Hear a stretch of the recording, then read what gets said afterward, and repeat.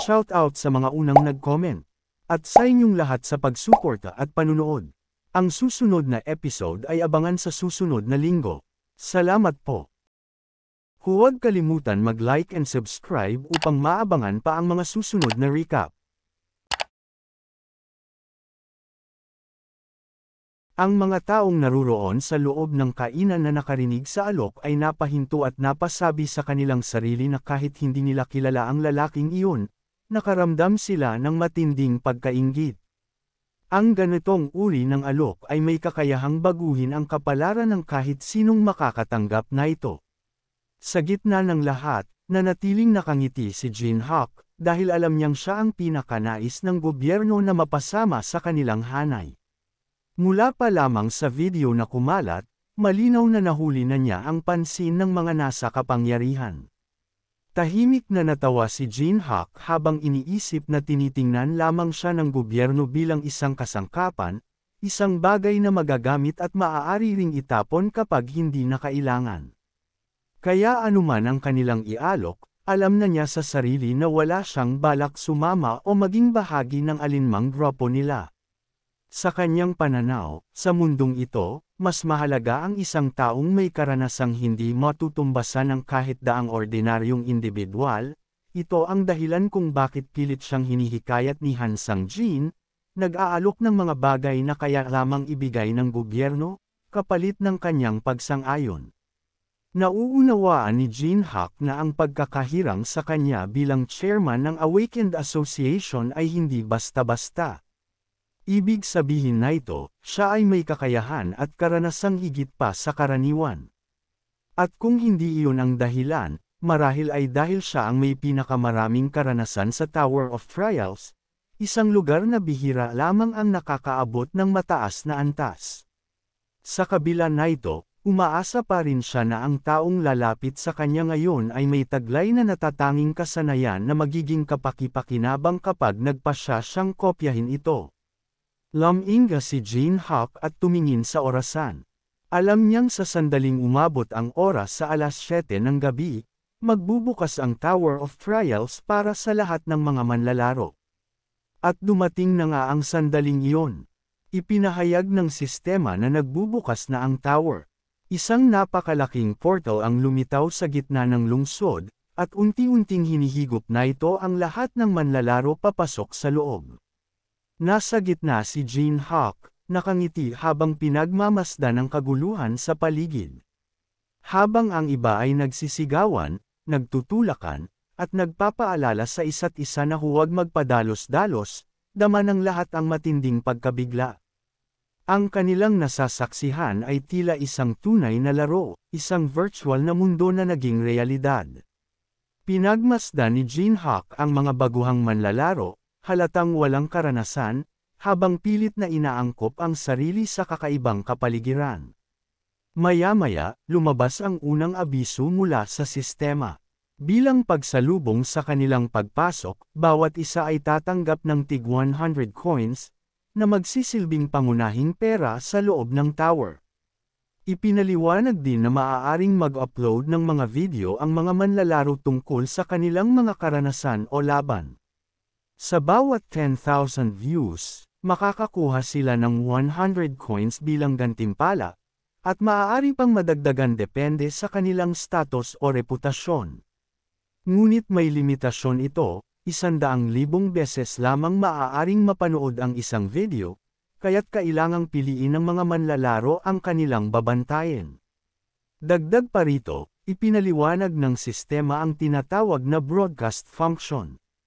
Magagamit lamang ito tuwing nakikipaglaban sa isang boss upang makaakyat sa susunod na antas ng dungeon. Ngunit may mahigpit na babala, kapag may nahuling nandaraya, gaya ng pagmamanipula ng views o paggamit ng mga cheat, tiyak na makatatanggap siya ng mabigat na parusa. Sa sandaling iyon, napangiti si Jinhock. Alam niyang ito ang hinihintay niyang pagkakataon. Ang broadcast system ay magiging tulay sa pagitan ng mga manlalarong gustong umangat at ng mga taong mas pinipiling manood lamang mula sa labas. Ang mga manlalarong mahusay at may potensyal na umakyat ay tiyak na susubaybayan ng marami, at sa bawat pagtaas ng views, mas maraming gantimpala ang matatanggap nila. Para kay Gene Hack, ito ang pinakakapanapanabot na aspeto ng Tower of Trials. Alam niyang kung sisikat siya, hindi lamang coins ang makukuha niya, kundi pati impluwensya at pagkilala. Sa pagbubukas ng unang antas, nagmamadali ang karamihan patungo sa Goblin Cave, ang unang dungeon na alam nilang madaling pasukin. Ang mga manlalaro ay nag-uunahan, nagtatakbuhan upang makakuha ng magandang pwesto at makapagsimula agad ng pag-farm. Ngunit si Gene Hack ay nanatiling kalmado. Tahimik siyang naglakad habang binabangga siya ng mga nagmamadali. Alam niyang karamihan sa mga ito ay sabik na mauna upang makakuha ng bentahe, kumita ng coins, at maranasan ang pakiramdam ng pag-angat. Subalit sa isipan ni Gene Hack, madali lamang ang lahat ng iyon. Alam niya na kayang-kaya niyang makuha ang mga coins na iyon kung gugustuhin niya, ngunit hindi iyon ang kanyang pakay. Wala rin siyang balak mag-upload ng video sa mga unang yugto, sapagkat alam niyang malulugi siya kung ibabahagi niya agad ang mga impormasyon at lihim na tanging siya lamang ang nakaalam. Sa halip, pinili niyang maglakad sa kabaligtarang direksyon. Nakangiti siyang mag-isa, may malinaw na plano, isang bagay na walang sinuman ang nakaisip pa. Habang naglalakad, naalala niya ang mga panahong sinusubukan nilang umabot sa higit 30 antas ng tower. Noon ay hindi nila makayanan ang mga hamon at napilitang maghanap ng mga nakatagong piraso sa mas mababang antas. Hanggang sa natagpuan nila ang isang lumang templo, na nooy inabandona ng matagal. Ngunit doon din niya naranasan ang isa sa pinakamalaking kabiguan ng kanyang buhay. Napagtanto niyang ang karakter na kanyang nilikha ay may seryosong depekto, isang pagkakamaling nagmula pa sa simula. Doon siya labis na nainis. Pagkatapon ng taon-taong pagsisikap, walang saysay pala ang lahat. Kaya't nagpasya siyang burahin ang karakter at magsimula muli mula sa simula. Sa sandaling iyon, habang pinapanood niyang nabubura ang lahat ng pinaghirapan, kumikislap sa kanyang mga mata ang matinding determinasyon. Nangako siya sa sarili na sa susunod na pagkakataon, mararating niya ang pinakatuktok. Lumipas ang 6 na taon mula nang mangyari iyon, at kahit masakit balikan, dala niya ngayon ang karunungan at karanasan na nakuha niya mula roon. Ngayon, naroon siya sa harapan ng isang mataas at maringal na pintuan ng templo. Ayon sa sistema, naruroon siya sa Labyrinthos, isang dungeon na may ranggong B. Espesyal ito, kilala sa mga patibong at maze na kayang lituhin at patigilan ang kahit sinong magtangkang pumasok. Habang nakatayo siya sa harap ng pintuan, ramdam ni Gene Hack na ang magiging pundasyon ng kanyang bagong karakter ay matatagpuan sa loob ng maze na ito. Bagaman puno ng masasamang alaala ang lugar na iyon, alam niyang wala siyang ibang pagpipilian kundi harapin itong muli. Kaya inilagay niya ang mga rune upang buksan ang pintuan. Sa kabila ng pagkadismaya, may kakaibang damdamin ng nostalgia na bumalot sa kanya habang unti-unting bumubukas ang pasukan. Itinulak niya ang mabigat na pinto at pumasok. Sa loob ay bumungad ang isang sinaunang templong yari sa purong bato. Ang mga dingding ay pa ng mga ukit na parang sumasalamin sa mga eksenang naranasan na niya noon. Napangiti siya ng bahagya. Bigla niyang napansin ang mga gamo-gamong kumikislap sa liwanag, mga luminescent moths. Isa sa mga ito ay marahang dumapo sa kanyang daliri, at sa sandaling iyon, bumalik sa kanyang alaala ang mga panahong nakasalamuhan niya ang ganitong mga nilalang. Ngunit bago pa man niya lubos na maunawaan ang sitwasyon, biglang may mga taong lumitaw sa kanyang paligid. Isa sa mga babae ang unang lumapit at magiliw na bumati. Ipinaliwanag na itong naghahanap lamang sila ng lugar para mag-farm at napagpasyahang pumasok sa templong iyon bago sumubok sa labyrinth. Ngunit batid ni Gene Hack na nagsisinungaling ito. Sapagkat ilang minuto lamang ang nakalipas nang sundan siya ng mga ito matapon niyang buksan ang pintuan. Isa sa mga lalaking nagtatago sa puno ay umamin din, Sinundan nila si Jinhak dahil pakiramdam nila ay may alam itong hindi nila nalalaman. Wala silang ideya kung paano niya nabuksan ang labyrinth ng walang susi, kaya't pinili nilang sumunod. Habang nag-uusap sila, may ilan sa grupo ang nag-aalangan. Isa sa mga lalaki ay tumutol na pumasok, sinasabing hindi sila dapat tumuloy ng hindi alam kung gaano kalaki at kasalimuot ang loob. Ngunit pinilit sila ng babae, sinasabing kung kayang buksan ni Jinhak ang pintuan bilang level 1 player, tiyak na hindi ganoon kahirap ang dungeon. Habang patuloy silang nagbabangayan, sumingit ang isang babaeng ngumunguya ng bubble gum at nagtanong kung sa tingin ng lahat ay handang magbahagi si Jinhak ng mga makukuhang item. Tumawa ang isa at nagsabi na malamang ay hindi iyon mangyayari, kaya ang tanging paraan nilang makinabang ay hayaan siyang mamatay sa loob at saka kunin ang mga gamit niya. Sa kabila ng kanilang mga lihim na plano, nanatiling kalmado si Jinhak. Nakipag-usap sa kanila ang babae, nagpapanggap na mabait at nag-aalok ng pakikipagtulungan. Ngunit gamit ang kanyang Eye of Truth, malinaw niyang nakita ang kasinungalingan sa likod ng ngiti na ito. Ipinakilala ng babae ang sarili bilang si Park Hana, 22 taong gulang, at minsan nang nakaabot sa ikalawang palapag ng tower. Sinuri ni Jinhak ang kanyang kakayahan at natuklasang mayroon itong skill na tinatawag na commune. Level 1, isang abilidad na nag-aalis ng pagkailang ng kahit sino at nagiging dahilan upang magtiwala agad sa kanya ang mga tao. Upang makopya ito, kailangan niyang makasama si Park Hana ng 204 na oras, at sa pagtatapon na ito, dapat silang dalawa lamang. Agad niyang naisip kung gaano ito kapakipakinabang, lalo na kung makakaharap siya ng mga nilalang na mahirap pakitunguhan, gaya ng mga vampire.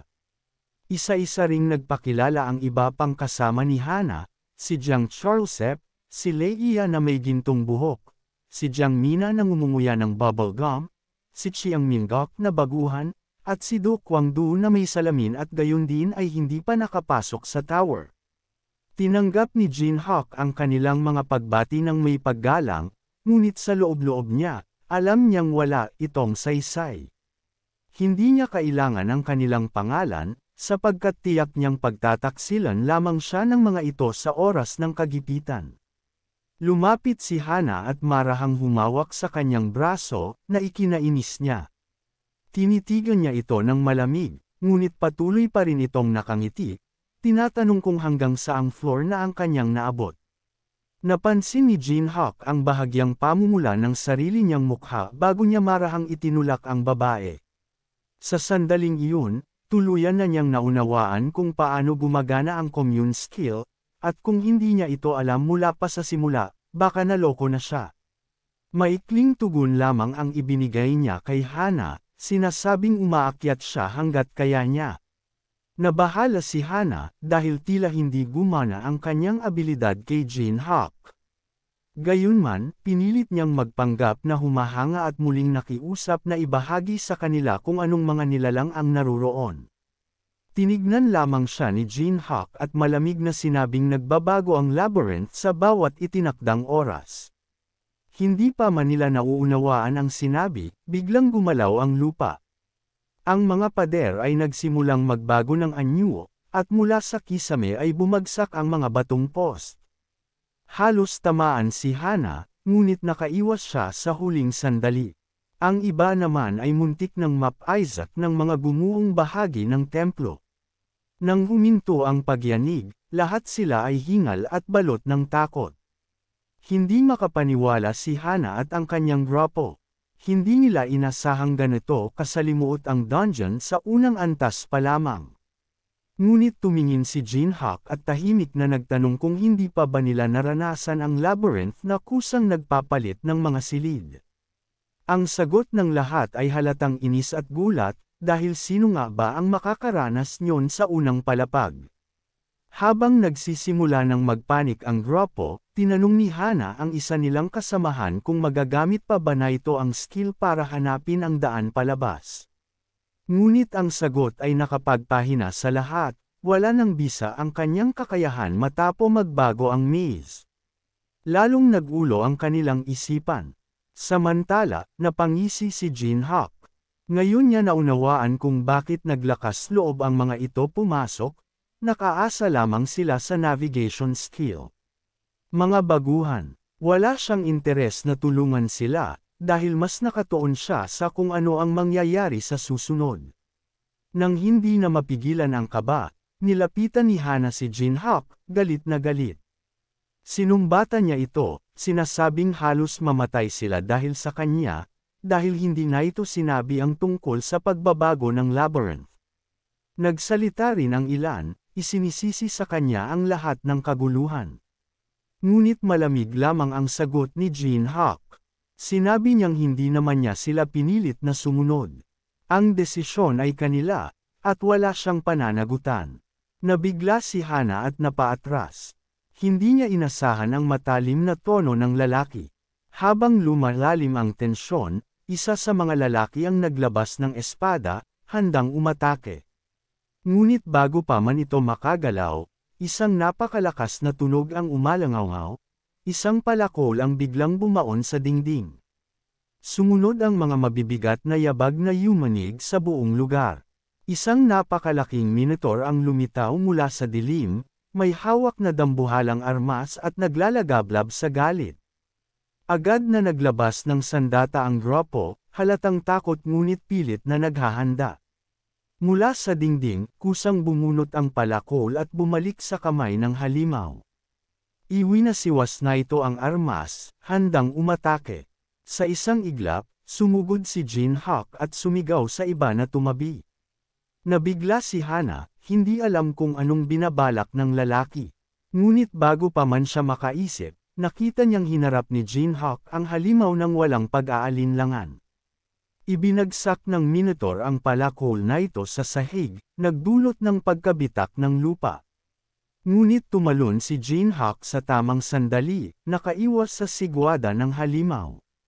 Sa kanyang pagtalon, nadaplisan ang kanyang balikat ng matalim na bakal, ngunit kasabay na ito, lumabas ang abiso ng sistema. Nakamit niya ang nakatagong stat na tinatawag na rift, ang simula ng panibagong kabanata ng kanyang pakikipagsapalaran. Ang stat na tinatawag na rift ay isang katangian na nababawasan kapag inatake ng kalaban na may mas mataas na level, at tumataas naman kapag kalaban ay mas mahina. Kapag nakikipaglaban sa mas mataas na level na kalaban, binabawasan ng rift ang level ng kalaban ng isa para sa bawat 3 puntos ng rift stat. Si Jinhock ay nagpatuloy sa kanyang pag-atake sa Minotaur, kung saan siya ay naglambitan sa sungay na ito para gamitin ito sa kanyang mga atake. Si Jinhock ay lumapag sa sahig at kinuha ang kanyang balanse gamit ang kanyang kamay. Alam niya na ang rift stat ang pinakamainam na paraan upang lumakas bilang isang level 1. Matapo ang maraming pagsubok at pagkakamali, natuklasan niya na ito ang pinakamahusay na diskarte sa kanyang paglalaro. Ang paulit-ulit na pag-iwas at paggamit ni Jinhock sa Minotaur ay tila nakakainis dito, kaya't nagsimula itong magbigay ng buong atensyon kay Jinhock. Hindi natakot si Jinhock, at nagbigay pa ito ng ngiti dahil alam niya na marami siyang makukuha mula sa halimaw na kalaban. Muling naglunsad ng pag-atake ang halimaw, itinaas ang palakol na ito para hampasin si Jinhock, ngunit madali niya itong naiwasan, tumatabi lamang sa tamang pagkakataon upang makakuha ng rift. Sa kanyang pagsubok sa laro, tinamaan na siya ng mga atake na ito ng libu-libong beses. Patuloy siyang umiiwas sa mga atake, at ang pattern ng pag-atake ng halimaw ay nakaukit na sa isip ni Jinhock.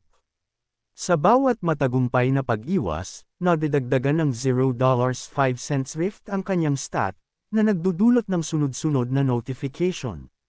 Muling naghanda ng pag-atake ang halimaw, ngunit tumalon lang si Jinhock para iwasan ito. Alam niya na walang silbi ang mga pag-ataking ito dahil siya ay isang dating top player ng Tower of Trials.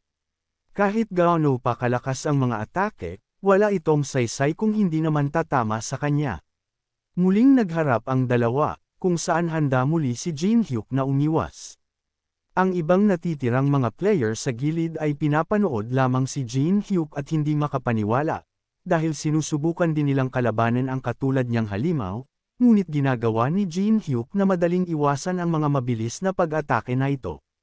Si Hana ay nagkaroon ng sariling opinyon at naintindihan na isa siyang tanga sa pag-iisip na maaari niyang patayin ang lalaking iyon at kunin ang mga gantimpala. Nasisiraan na siguro siya ng bait dahil sa ideyang iyon.